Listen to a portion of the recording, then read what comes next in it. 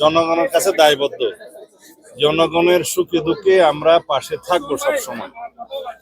সেই জন্য বাংলাদেশে এই যে বন্যা দেখা দিয়েছে, বেশ কয়েকটি জেলা বেশি ক্ষতিগ্রস্ত হয়েছে।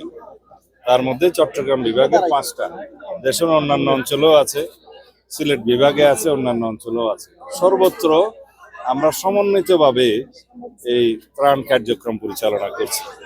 বিশেষ করে বিভিন্ন অঞ্চল যেখানে খুব বেশি ক্ষতিগ্রস্ত হয়েছে, বন্যা পদ্ধতি হয়েছে, সেখানে একজন মন্ত্রী প্রতিমন্ত্রীকে দায়িত্ব দিয়ে সমন্বয়ের কাজ করা হচ্ছে। প্রশাসন সহ অন্যান্য সরকারি সকল বিভাগের কর্মকর্তারা রাত দিন পরিশ্রম করে সমন্বয়ের মাধ্যমে এই বন্যা দুর্গতদের পাশে আছে এবং তাদেরকে সাহায্য সহযোগিতা করছে।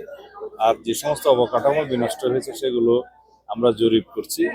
সেটা রাস্তাঘাট, শিক্ষা প্রতিষ্ঠান, অন্যান্য কিছু এবং গবাদি পশু, মৎস্য বিভাগের বা যেই ক্ষেত্রেই আমরা দেখেছি ক্ষতিগ্রস্ত হয়েছে, এগুলো তালিকা করে জরিপ করে আমরা যথাবিহিত ব্যবস্থা নেব। এবং বিশেষ করে যাতে আমরা চাষাবাদ ক্ষুণ্ণ না হয়, চাষাবাদের কোনো অসুবিধা না হয়, সেই জন্য আমরা বিশেষ ব্যবস্থা নেব।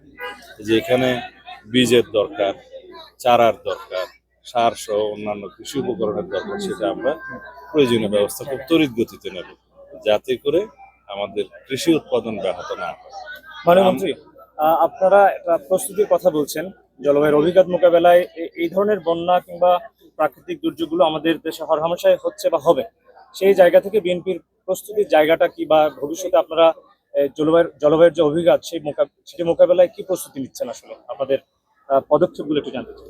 জলবায়ু পরিবর্তনের যে বিরূপ প্রভাব, সেটা বহু বছর আগে থেকে দেখা দিয়েছে, বিশেষ করে উপকূলীয় অঞ্চলে বেশি।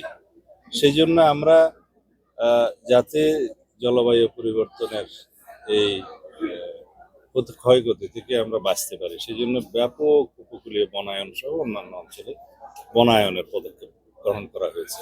আমাদের মাননীয় প্রধানমন্ত্রী এই চকরিয়াতে এসে জাতীয় বৃক্ষরোপণটা শুরু করেছেন, উদ্বোধন করেছেন। আমরা প্রায় 5 কোটি গাছ লাগানোর পরিকল্পনা এই বছর নিয়েছি। এইভাবে 5 বছরের পরিকল্পনা আছে। তো সেই বৃক্ষরোপণটা সরকারি পর্যায়ে হবে, কিন্তু বেসরকারিভাবে জনগণের মধ্যে আমরা সচেতনতা সৃষ্টি করছি, আহ্বান জানিয়েছি যাতে অন্তত প্রত্যেকেই একটি করে হলেও গাছের চারা রোপণ করে। এটা আমাদের জলবায়ু পরিবর্তনের যে বিরূপ প্রভাব, সেখান থেকে আমাদের রক্ষা করবে।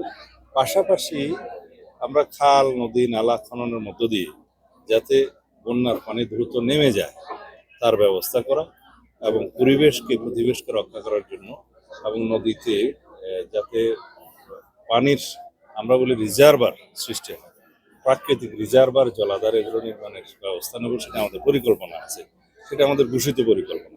তার মধ্য দিয়ে আবহাওয়া যেমন ঠিক থাকবে, আমাদের কৃষি, চাষাবাদ, মৎস্য চাষ এবং বৃক্ষ সবকিছুর সংরক্ষণ হবে, এবং প্রতিবেশ সবকিছু আমরা সংরক্ষণের মাধ্যমে একটা জাতীয়ভাবে আমরা দুর্যোগ মোকাবেলা করার, প্রকৃতিক বিরূপ প্রভাব থেকে রক্ষা পাওয়ার এবং এই যে জলবায়ু পরিবর্তনের যে বিরূপ প্রভাব তার থেকে রক্ষা করার চেষ্টা করব।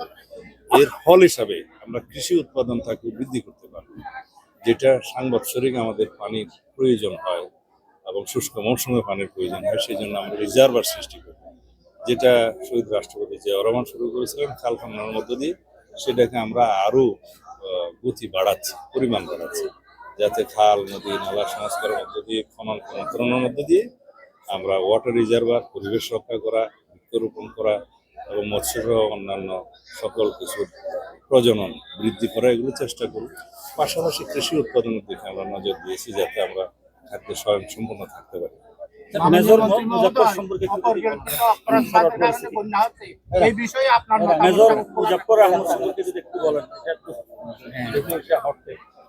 শহীদ রাষ্ট্রপতি জিয়াউর রহমানের হত্যাকাণ্ডের সাথে জড়িত একজন পলাতক আসামি, সেনাবাহিনীর সাবেক মেজর মুজাফফর গোপন অবস্থায় ছিল, লুকিয়ে ছিল বা পলাতক ছিল। তার হদিশ পাওয়া মাত্র আমাদের শৃঙ্খলা রক্ষাকারী বাহিনী তাকে গ্রেফতার করেছে এবং সেনা হেফাজতে তাকে দেয়া হয়েছে, যাতে যেই আইনে তাদের একই সহযোগীদেরকে বিচার করা হয়েছিল সেই আইনে বিচার করা যায়, সেটা সেনাবাহিনী দেখছে। ঠিক আছে, ধন্যবাদ।